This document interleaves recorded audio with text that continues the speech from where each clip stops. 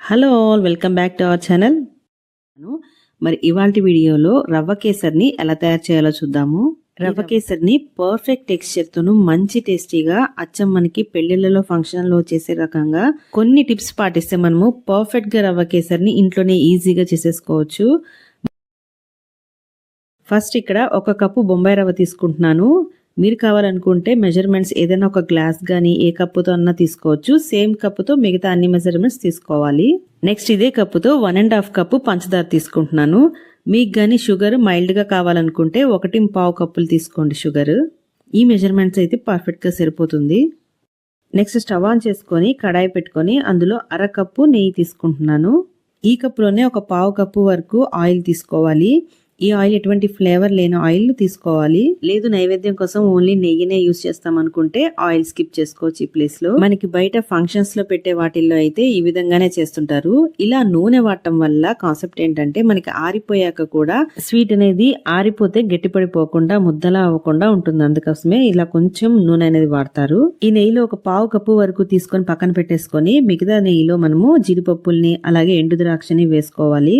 Next మనము కొలతేసి పెట్టుకున్న బొంబాయి రవ్వని కూడా ఇందులో వేసేసుకొని మొత్తం కలిపి ఒకేసారి ఫ్రై చేసుకోవచ్చు. ఈ జీడిపప్పు కిస్మిస్ వేయించిన తర్వాతే రవ్వ వేసుకోవాల్సిన అవసరం లేదు. మొత్తం కలిపి ఒకేసారి మనకి ఇక్కడ ఫ్రై అయిపోతుంది అనమాట ఇట్లా వేసేసుకుంటే.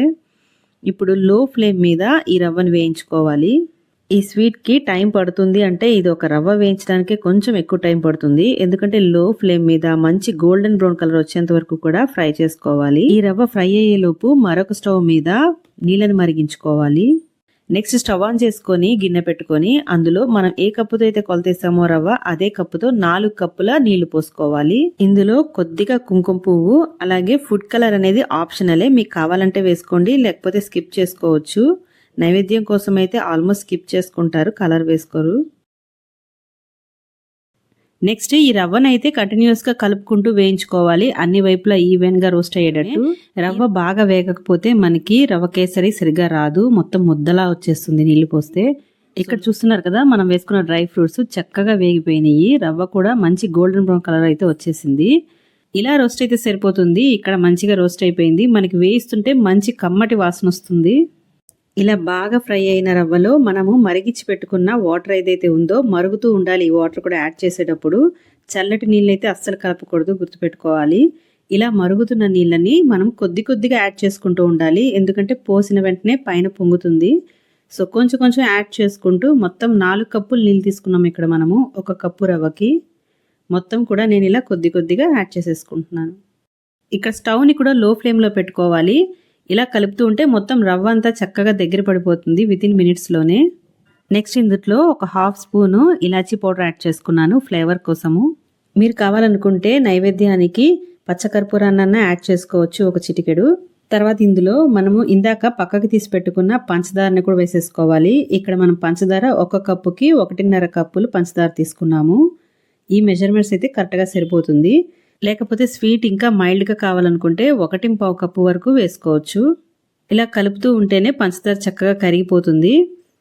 ఈ రవ్వ కేసరి మరీ దగ్గర పడే వరకు ఉంచకూడదు. జస్ట్ మనకి ఇలా జారుగా ఉన్నప్పుడే స్టవ్ ఆఫ్ చేసేసుకుంటే మనకి ఆరిపోయాక గట్టిపడిపోతుంది. సో పంచదార మొత్తం కరిగిపోయిన తర్వాత మనము స్టవ్ ఆఫ్ చేసేసుకోవచ్చు. ఫైనల్గా మనము పక్కకు తీసి పెట్టుకున్న 1/4 కప్పు నెయ్యి ఏదైతే ఉందో దాన్ని కూడా వేసేసుకొని కలిపేసుకోవాలి. నేనైతే ఇంకా స్టవ్ ఆఫ్ చేసేసాను. ఇక్కడ చూస్తున్నారు కదా కన్సిస్టెన్సీ జారుగా ఎలా ఉందో. సో ఇలా ఉంటేనే మనకి ఆరిపోయాక పర్ఫెక్ట్గా ఉంటుంది. ఇక్కడ చూస్తున్నారు కదా రవ్వ కూడా మనకి చక్కగా రవ్వగా కనిపిస్తుంది. మనం రవ్వ ఎంత బాగా వేపితే మనకి రవ్వ కేసరి అంత బాగా కుదురుతుంది. అలాగే మరుగుతున్న నీళ్లు మాత్రమే రవ్వ కేసరిలో కలపాలి. ఇక్కడ నేను చూపించిన స్టైల్ అయితే కొద్దిగా క్యాటరింగ్ స్టైల్. సో అందుకనే కొద్దిగా నూనె కలిపాను. మీరు నైవేద్యం కోసం చేసుకునే పని అయితే అచ్చంగా నేతితోనే తయారు చేసుకోవచ్చు. ఇక్కడ చూస్తున్నారు కదా కొద్దిగా చల్లారిన తర్వాత మనం ఇలా గరిటెతో కానీ సర్వ్ చేసుకుంటే మనకి కరెక్ట్గా వస్తుంది. టెక్స్చర్ కూడా పర్ఫెక్ట్గా ఇలాగా మనం సర్వ్ చేసుకోవచ్చు. అంతేనండి, రవ్వ కేసరి అయితే రెడీ అయిపోయింది. నేను చెప్పిన టిప్స్ ఫాలో అవుతూ చేసి చూడండి, ఖచ్చితంగా చాలా బాగా వస్తుంది. సో ఫైనల్గా వీడియో నచ్చితే వీడియోని లైక్ చేయడం మర్చిపోమాకండి. అలాగే మరిన్ని ప్రసాదాల రెసిపీస్ అయితే మన ఛానల్లో ఉన్నాయి. ఒక్కసారి ఛానల్లోకి వెళ్ళి ప్లేలిస్ట్లో చెక్ చేయండి. మన ఛానల్ని కొత్తగా చూస్తున్న వాళ్ళైతే మన ఛానల్ సబ్స్క్రైబ్ చేసుకోండి. అలాగే పక్కనే ఉన్న బెల్ ఐకాన్ని కూడా ఆన్ చేసి పెట్టుకోండి. అప్పుడే నేను చేసే ప్రతి రెసిపీ మీకు నోటిఫికేషన్గా వస్తుంది. మరో మంచి రెసిపీతో మళ్ళీ కలుసుకుందాం. Thank you for watching. Have a nice day.